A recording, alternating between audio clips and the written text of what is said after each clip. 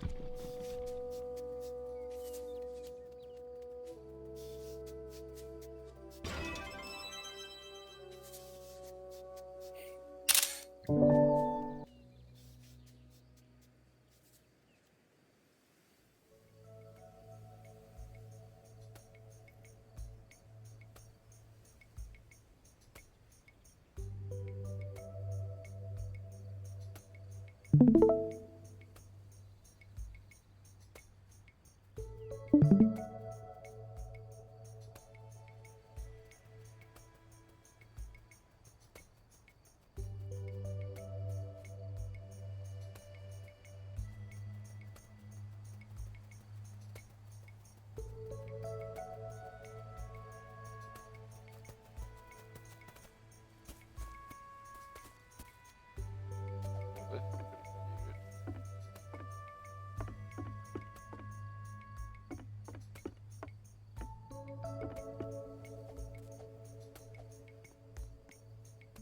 Aww.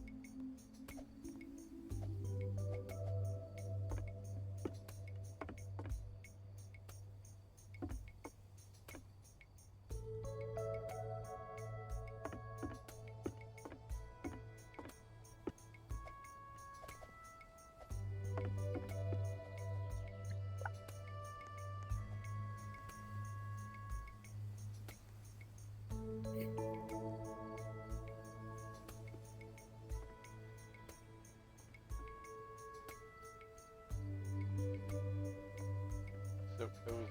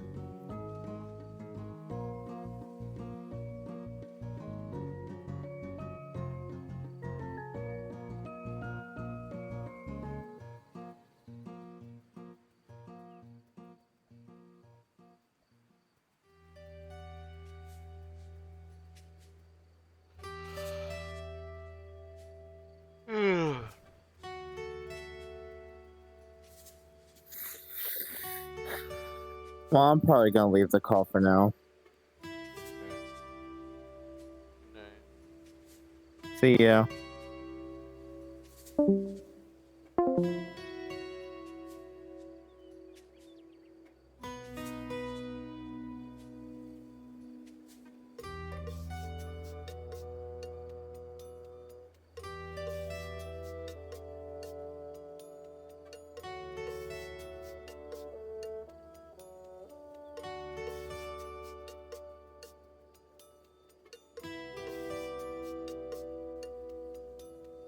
I asked y'all to send me some of the cringiest, most cursed blocks through TikTok you've ever seen. And I said in the Discord, if you make me cringe or laugh, you get a special roll. Let's see what y'all got. The first one comes in from Senior Nova. Oh no.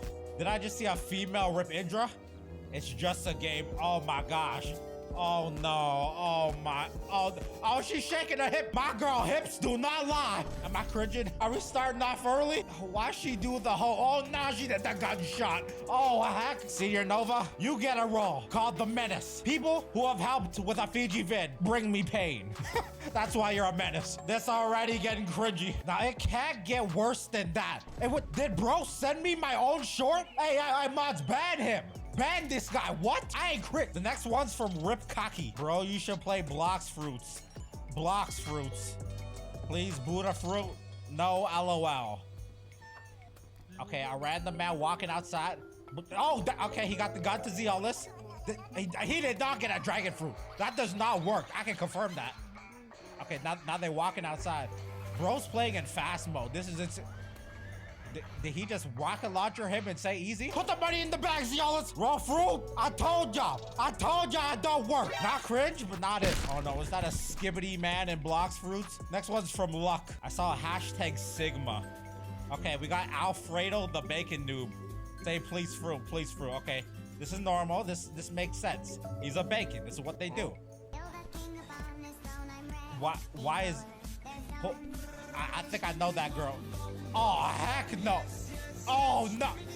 Oh. Oh, my God. Oh, no. Oh, no. We're starting today like this. Oh, why are y'all so good at this? Oh, I think I'm going to throw up. Oh my God. Oh my God, bro. Oh my God. Like this? Luck? Oh, that one hurt. Here's the roll. Okay, look. I ain't cringing no more. Y'all can't make me cringe. I'm locking in. Next one's from R01. That quick voice said, I don't know what he said, but it looks like two like noobs walking, talking to Zeolus maybe. He got shark before.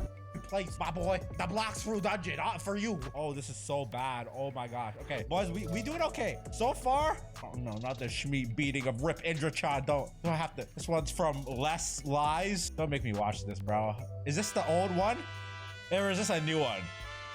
Before I watch this, I'm checking the date. Okay, this is from 2013. Bro, less. Get out of 2013. Get out of 2013, my boy. It's over. We're in 2024. Did I say 2013? 2023. Yo, we're over this. Rip Gojo? Why is there a little dragon? POV, the low level decides to attack you during a 1v1. Okay, this does happen often. Easy. Buddha Bicentennial is crazy. Noob spammer, noob. Oh my gosh, bro, I just went through this today. Noob spammer.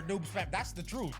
You did one move. He did one move, and bro spamming noob spammer. Like one move, bro. I be killing people. Pause, bro. I be comboing people with portal, and as soon as they die, they say spam portal V, and I didn't even use the portal V. What do you mean spam portal V? Okay, this one's from Yuji Bachibi. It says POV your PvP sword in Blocks Fruits. Okay, so I guess if you use this sword, this is you. So is that Sadi, Yama, Spiky? Is bro losing weight? Okay, Buddy Sword, you're a Giga Chad. Ren Goku, I don't know about that one, Chief. Coco? Why? Is that the Cutlass? That's not cringe. Mods ban him. I should have mentioned, the super bad ones, you gotta get banned for it, I ain't gonna lie.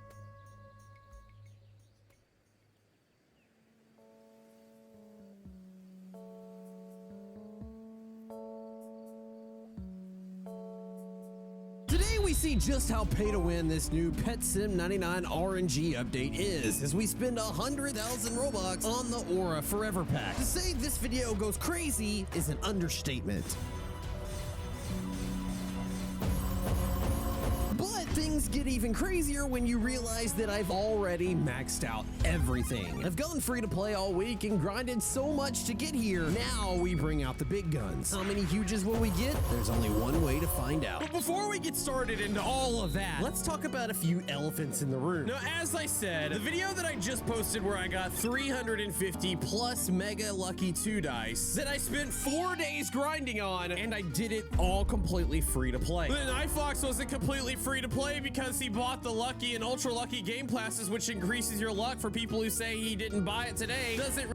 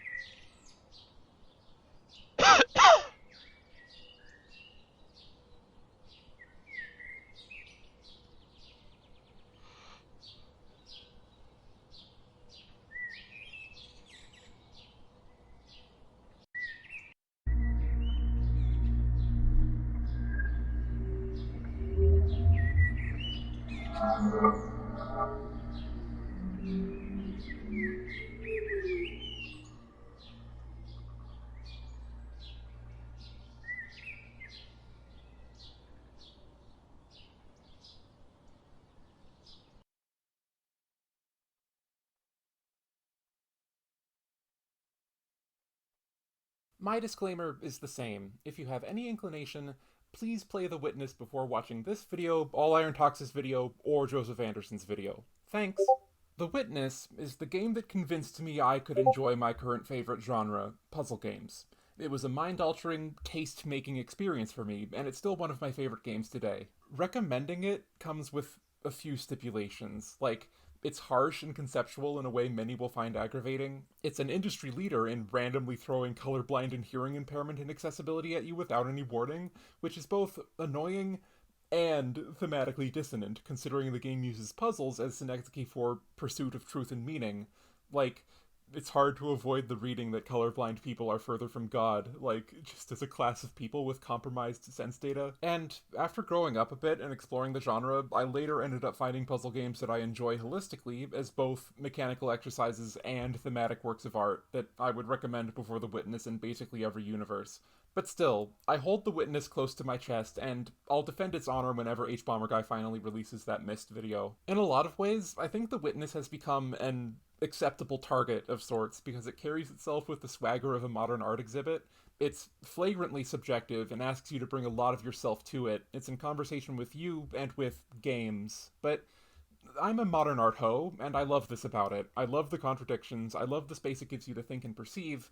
I think the swamp platforms move at exactly the right speed, so naturally, I have some strong disagreements with Joseph Anderson's video essay about the game. Notably, in the later portions, I think his outright skepticism of art that is open-ended or mainly in conversation with the audience is close-minded and a little hard to watch. He leaves no room in his paradigm for a game that operates within the world of poetry more than prose, communicating with symbols and aesthetics more so than narrative. And when I was presented with an 80-minute response video by small-time YouTuber All Iron Talks, I was excited to see it cogently refuted.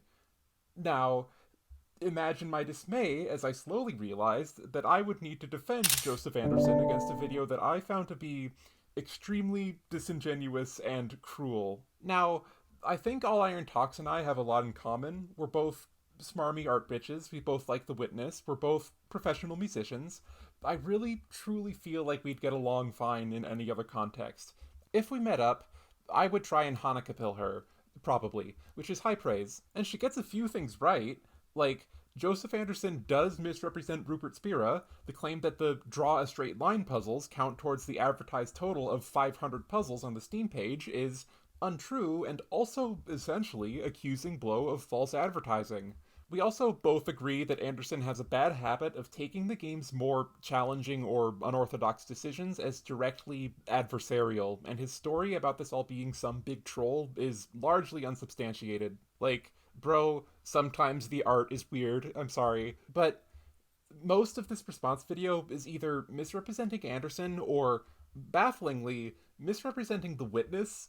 Like, let's take Anderson's bad time with the entrance to the quarry. In his video, he describes a moment of miscommunication where he assumed a simple-looking puzzle was supposed to be teaching him about the meaning of these polyomino symbols and spent an hour trying to parse it, when in actuality, the tutorial for these is located elsewhere. And All Iron responds with this. So here, Anderson has made the observation that when things are too hard, you are meant to walk away, and yet spends over an hour on something that is clearly not introductory. Every time the game teaches you a new concept, you are given single square-sized puzzles, and then the concept builds. The game never once drops you into a new concept with a massive puzzle. He admits that the shapes are better introduced in another area, because of course they are. And, I'm sorry, but what game did you play? Considering where the quarry is located, Joseph may very well have, at this point, only discovered the Orchard, the Symmetry Lakeside, and the Desert Temple. It's also very possible that the only instance of symbol tutorializing he'd encountered was the early set of collectible hexagons in the partitioning squares. I, personally, would classify multiple of these sets as opening with non-trivial puzzles that take place in more than just a couple squares. Like, with the Desert Temple, the area that is probably in most recent memory by the time you encounter the quarry, you can't solve the initial puzzles with the information you get by just sitting in front of them, and the key to solving them needs to be discovered in the same location. This opening polyomino puzzle for the quarry is a little more complex than these, but it's not so unknowable that there is simply no choice but to assume you don't have enough information, like the first briefcase gate. Anderson details how he felt directed to experiment with the concept of drawing shapes with the line, and instead got snagged on the additional detail that the shapes can be joined together. So I'm obviously meant to draw those shapes. I try and fail. I wonder if the square that contains the symbol has to be inside the shape or if it's just a guide. I noticed that the one in the bottom right has a shape that's impossible to draw while having that square inside of it, so I figured that I don't have to have that block inside the shape. And I keep trying, and then I begin to berate myself because this is obviously a tutorial puzzle. It's the entrance door to a whole area. This is trying to teach me something basic, and the answer is that you can draw both shapes as one combined shape like this. Am I an idiot for not working that out sooner? You'll have to be the one to decide that. It's entirely reasonable that, after possibly having just finished an area that opened with pictorially simple non-single square puzzles that could still be solved with the information found in the same area, he assumed that this other pictorially simple non-single square puzzle could be solved with just the information on the screen. And while we're talking about the Desert Temple, Anderson is very clear with his thoughts here. I didn't get stuck very often. I think this is more due to luck than any amount of intelligence or perception on my part. In the desert area, I noticed very quickly that the sun will erase lines on the panels if viewed from a certain angle, changing your perspective. And I can vividly imagine the frustration someone who doesn't notice this might go through, and how it could turn into repulsion when they finally do figure it out. How the fuck was I meant to know that? They'll probably cry, but because I did notice it, this ended up being one of my favorite areas in the game, which is one of many reasons why I'm so conflicted when it comes to judging it. He happened to notice quickly that the glare of the sun reveals the solution on the panels, but he can imagine someone less lucky than him instead growing frustrated and resentful of it. He gives his experience, but does his due diligence as a critic and dares to imagine more. This, in combination with the quarry puzzle point, prompts All Iron to incredulously say, Anderson does this weird thing where if he doesn't understand a concept immediately, it's bad game design. But if he does understand a concept immediately, it's also bad game design. But that's not what he fucking said. He enjoyed it, but can imagine someone else disliking it. And the point that comes right after, the idea that this hypothetical person who gets angry after missing something obvious for a long time probably just doesn't like puzzles. The game teaches you again and again to be observant of the environment, and yet Anderson assumes that the player will be exhausted or exasperated when they do figure it out. He does this without stating the alternate possibility of them having the aha